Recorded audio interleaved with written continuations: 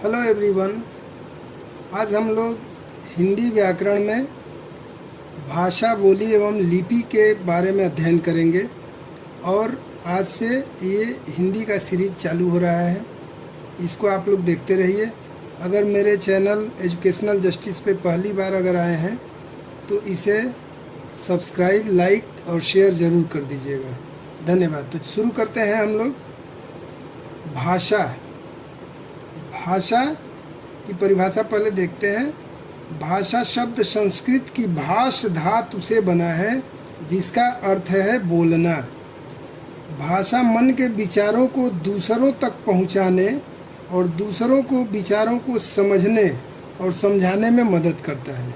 यानी हम भाषा के माध्यम से ही एक दूसरे के विचारों का आदान प्रदान करते हैं। अर्थात भाषा वह साधन है जिसके द्वारा हम एक दूसरे के विचारों को समझते हैं और समझाते भी हैं। अब अध्ययन करेंगे भाषा के प्रकार। भाषा को मुख्यतः 3 प्रकार से प्रयोग करते हैं: मौखिक भाषा, लिखित भाषा और सांकेतिक भाषा।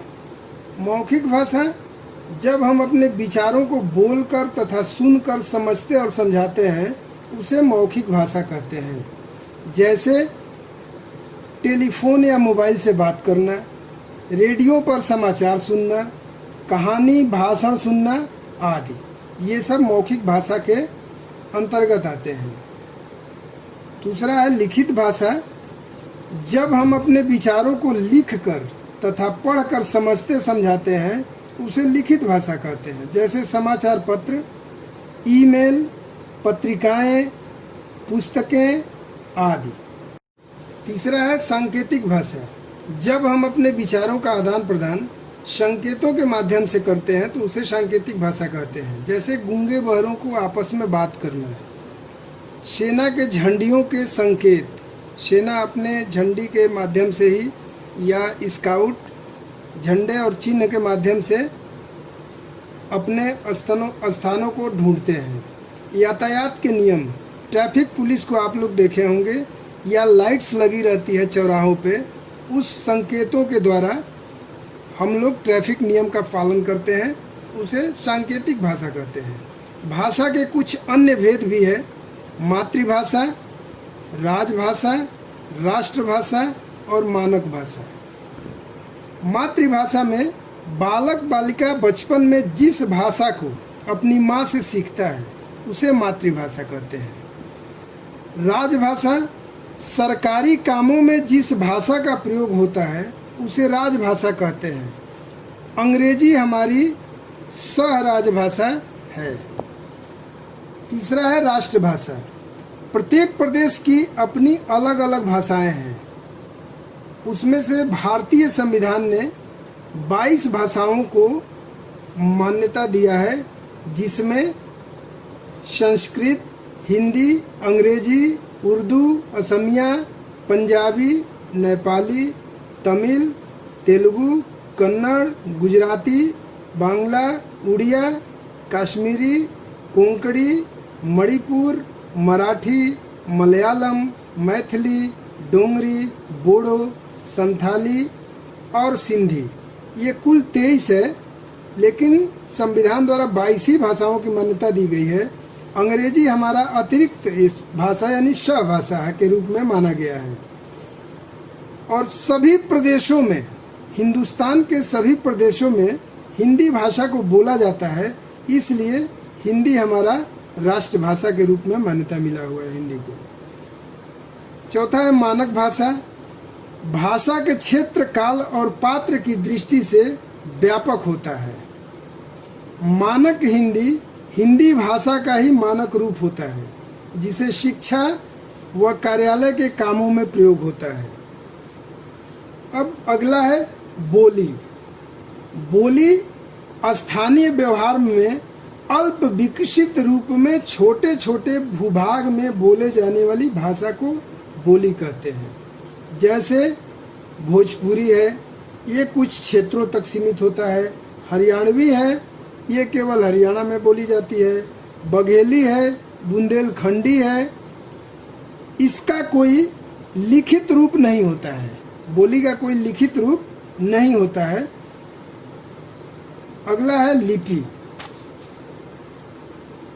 भाषा के लिखने के ढंग अर्थात लिखने के प्रयुक्त चिन्हों का लिपि कहते हैं। यह भाषा का लिखित रूप होता है।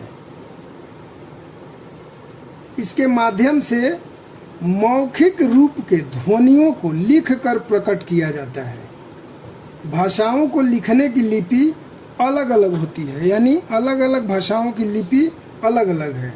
अब इसको हम लोग देखते हैं कि किस भाषा की लिपि कौन सी है। हिंदी, संस्कृत और मराठी, इसका लिपि देवनागरी है। पंजाबी भाषा का लिपि गुरुमुखी है। उर्दू और फारसी भाषा की लिपि फारसी है। अरबी भाषा की लिपि अरबी है। बांग्ला भाषा की लिपि बांग्ला है। रूसी भाषा की लिपि रूसी है। इसके अलावा अंग्रेजी, जर्मन, फ्रेंच, स्पेनिश, इसका लिपि रोमन होता है। देवनागरी लिपि अन्य लिपियों से बहुत ही अच्छी है, लेकिन इसके बावजूद इसकी कुछ विशेषताएं हैं तो इसके कुछ दोष भी हैं। तो देवनागरी लिपि की विशेषताओं को देखते हैं। इसी लिपि में स्वर एवं व्यंजनों का वर्गीकरण वैज्ञानिक पद्धति पर किया गया है। जैसे इसमें स्वर 14 है, 35 व्यंजन और 3 संयुक्ताक्षर है, कुल 52 वर्ण है। इसमें प्रत्येक ध्वनि के लिए एक ही चिन्ह होता है, जबकि अन्य में जैसे इंग्लिश में हो जाएगा CAT कैट, यानी क के लिए सी का प्रयोग हो रहा है, और यहाँ पे किंग फिर क के लिए के का प्रयोग हो रहा है। तो हमारे देवनागरी लिपि में प्रत्येक ध्वनि के लिए एक ही चिन्ह है, अलग अलग नहीं है। फिर आता है अपवर्तित उच्चारण। हमारे देवनागरी लिपि में परिवर्तन नहीं होता है, उच्चारण में कोई परिवर्तन नहीं होता है। जैसे यहाँ पे BUT बट, बट लिखा है, यानी यू के लिए अ का प्रयोग किया गया है, और यही PUT पुट हो गया है, यानी यू यहाँ पे ऊ के रूप में प्रयोग किया गया है। तो हमारे देवनागरी लिपि में अपरिवर्तित उच्चारण होता है। उच्चारण और जैसे CITYCT है, यानी स के लिए सी का प्रयोग कर दिया गया है, और यहाँ COME कम, कम यानी यहाँ पे सी के जो है ये क के प्रयोग के लिए होता है, ये स के प्रयोग में हो रहा है। तो अपरिवर्तित उच्चारण देवनागरी लिपि में ही मिलता है। उच्चारण और लेखन में एक रूपता होती है, यानी देवनागरी लिपि में जो उच्चारण होगा वही लिखा जाएगा। जबकि यहाँ पे देखिए नॉलेज लिखा हुआ है, तो नॉलेज हिंदी हमारे देवनागरी लिपि में नॉलेज को नॉलेज ही लिखा गया है, जबकि इंग्लिश में यहाँ पे के को साइलेंट किया गया है, के का उच्चारण नहीं करना है। यहाँ नाइफ है, तो नाइफ के लिए नाइफ का ही प्रयोग किया गया है, उच्चारण जो किया गया वही लिखा भी गया है, और यहाँ पे के लगा हुआ है, यानी हमारे देवनागरी लिपि में उच्चारण और लेखन में एक रूपता होती है। यह वर्णात्मक लिपि है, समग्र ध्वनियों को अंकित करने की क्षमता है। हमारे देवनागरी लिपि में जैसे अंग है, अण है, न है, इन सब के लिए अंग्रेजी में एन का प्रयोग करते हैं, जबकि हमारे यहाँ इन तीनों की अलग अलग उच्चारण दिए हुए जिसका लिखना है। तो देवनागरी लिपि की ये कुछ विशेषताएं हैं, तो कुछ दोष भी हैं। जैसे इसमें कुछ चिन्हों में एक रूपता है, जैसे र का संयोग 4 रूपों में होता है, कर्म, भ्रम, ड्रेन, कृष्ण, यानी र का प्रयोग 4 रूपों में होता है, जो इसका दोष माना गया है। और मात्राओं का कोई व्यवस्थित नियम नहीं है, कहीं ऊपर तो कहीं पीछे लगाया जाता है। इसकी ये कुछ थोड़ी सी त्रुटियां हैं। तो आगे हम लोग वर्ण के बारे में पढ़ेंगे और उसमें उसका विस्तार से अध्ययन करेंगे। हमारे चैनल पर अगर आप पहली बार आए हैं तो इसको लाइक, सब्सक्राइब और शेयर ज़रूर कर दीजिएगा। धन्यवाद।